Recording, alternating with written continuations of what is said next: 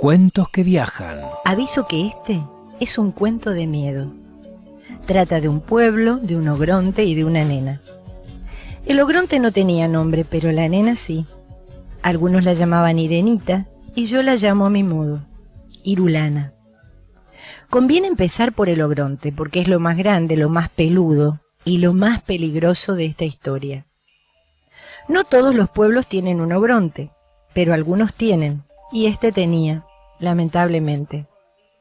Cuando se terminaba la tarde y el sol se ponía rojo, porque en los cuentos también se ponen rojos los soles, la cabeza peluda del ogronte brillaba como la melena de un león inmenso, y la gente del pueblo sentía muchísimo miedo. La gente en cuanto se despertaba a la mañana pensaba, ¿cómo habrá amanecido el ogronte hoy? Era importante saber cómo había amanecido el ogronte. Por ejemplo, si el ogronte estaba resfriado, había que reforzar las puertas y las ventanas para que no se abrieran de golpe con los estornudos. Y no se podía sacar a pasear a los perros demasiado chiquitos porque podían rodar calle abajo y volarse hasta la orilla del río. En cambio, si el ogronte se ponía a picar cebolla, les cuento que las cebollas crudas y las nubes del amanecer bien cocidas son las comidas preferidas de la mayor parte de los ogrontes. Bueno, como les decía, si el ogronte se ponía a picar cebollas, había que salir con botas y hasta con botes llegado el caso. Si estaba contento y carcajeaba, había que guardar los floreros en los roperos para que no se cayeran al suelo con los temblores.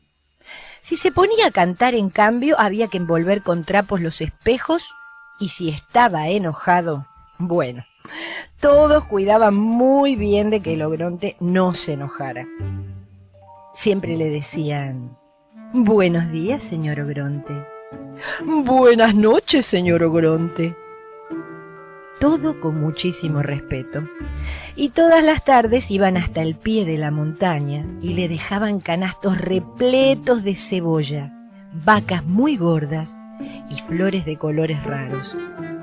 Ah, y le hacían una gran torta para el día de su cumpleaños, por supuesto, y le cantaban canciones para que se durmiese. Todo esto para que el ogronte no se enojara. Ay, ay, ay, pero bueno, igual un día el ogronte se enojó. Se enojó porque sí. Vaya uno a saber por qué se enojan los ogrontes. Se notó que se había enojado porque empezó a gritar y a rugir como loco y a mover los brazos en el aire como un molino. Y porque sus dientes enormes, ¿no se imaginan ustedes los enormes y filosos dientes que tienen los ogrontes? Sobre todo cuando están enojados. Esos dientes brillaban más que su melena al atardecer. El pueblo entero entonces se arrugó de miedo a que lo comieran, porque ya se sabe que los ogrontes, cuando se enojan, se comen pueblos enteros, con sus casas, sus personas, sus calles y sus kioscos, y sus perros, y las petuñas de sus jardines, y sus tarros de galletitas, y sus boletos capicúa, y sus estaciones con trenes y todo. Así que la gente salió corriendo. Algunos iban con las orejas tapadas. Taparse las orejas no protegía del enojo del ogronte, pero al menos ayudaba a que sus rugidos molestasen menos. Pero yo dije al principio que este era el cuento de un pueblo, de un ogronte y de una nena. Una nena llena de rulitos en la cabeza. Bueno, la cuestión es que esa nena, Irulana, fue la única que no salió corriendo cuando escuchó los rugidos del ogronte. Y a mí no me pregunten por qué no corrió Irulana. Vaya uno a saber por qué no salen corriendo las irulanas cuando vienen los ogrontes. Los que contamos los cuentos no tenemos por qué saberlo todo.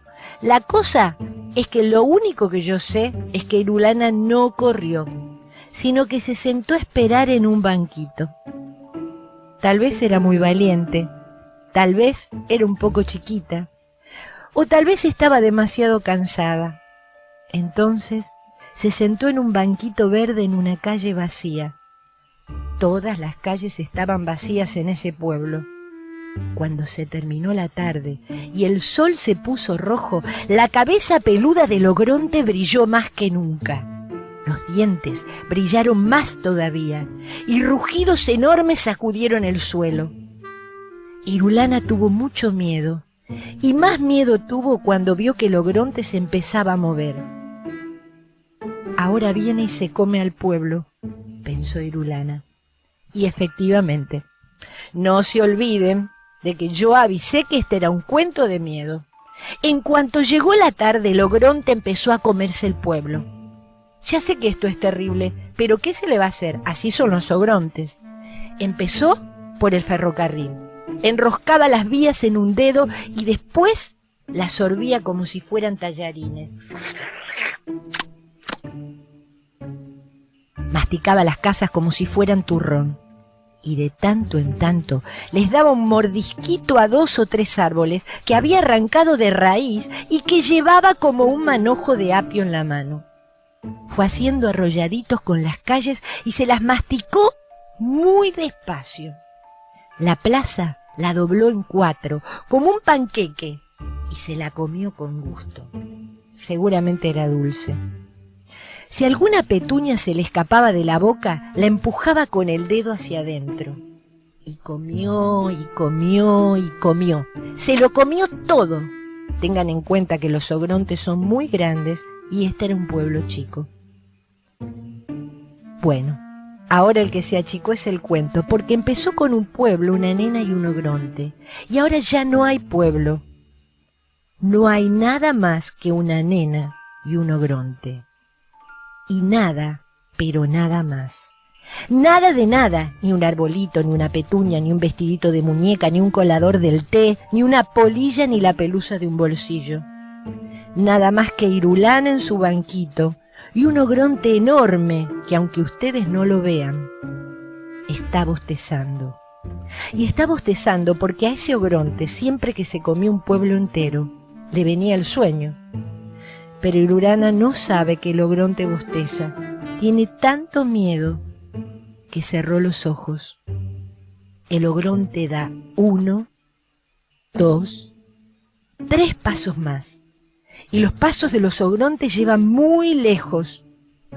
Y justo cuando está por descubrir la Irulana en su banquito, ¡zas!, se queda dormido. Otra vez no lo pueden ver al ogronte que está dormido, pero de golpe el ogronte quedó dormido y cayó al suelo haciendo muchísimo ruido. ¿Se lo imaginan? Ahí fue cuando Irulana abrió los ojos y lo vio. Parecía una montaña, pero seguramente era un ogronte porque las montañas no usan botas, mucho menos botas lustrosas ni cinturones de cuero. Y roncaba. Además roncaba como solo roncan los ogrontes. Irulana era una nena valiente, pero también era chiquita y se sentía sola. Cualquiera se sentiría solo en el lugar de Irulana. No tenía nada en el mundo, nada más que un ogronte dormido y un banquito verde. Y eso no es nada, es muy poquitito, sobre todo cuando el aire se pone negro y se viene la noche oscura. Oscura, pero oscura, oscura.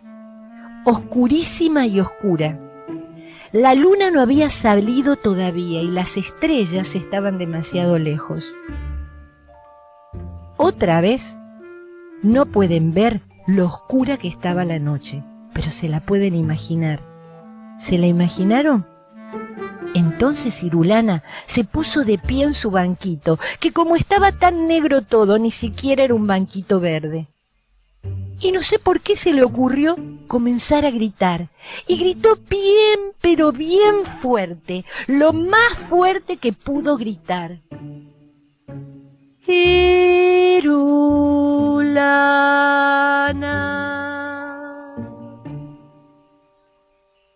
Eso gritó, una sola vez.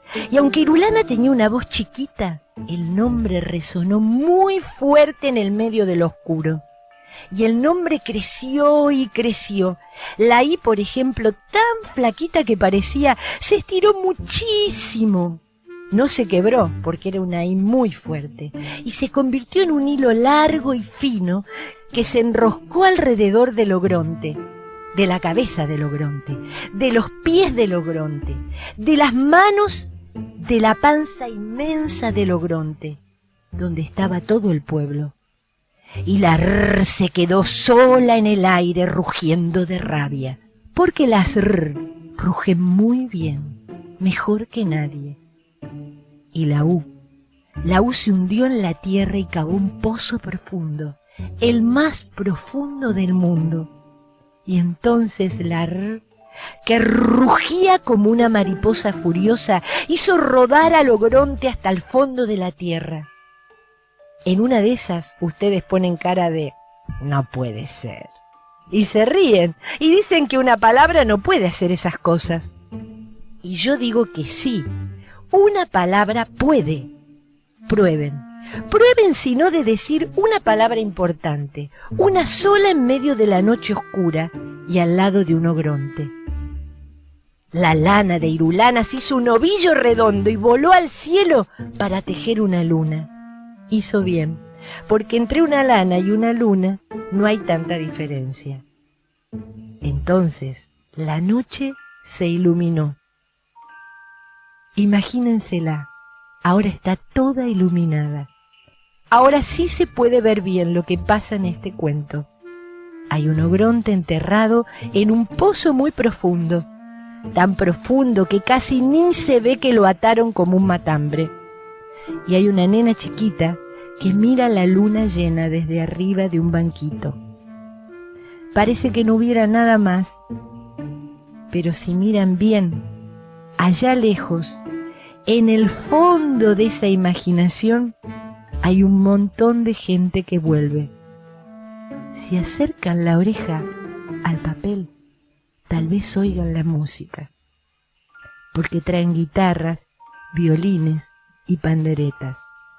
Vienen a fundar un pueblo nuevo. Y este cuento se termina más o menos como empieza. Había una vez un pueblo y una nena. Ogronte, en cambio, no había. Algunos pueblos tienen ogrontes, pero este no tenía. Es un cuento un poco igual y un poco diferente. Eso sí, seguro que no es de miedo. Irulana y el ogronte, de Graciela Montes. Narradora, Griselda Rinaldi. Dirección General de Cultura y Educación. Gobierno de la Provincia de Buenos Aires.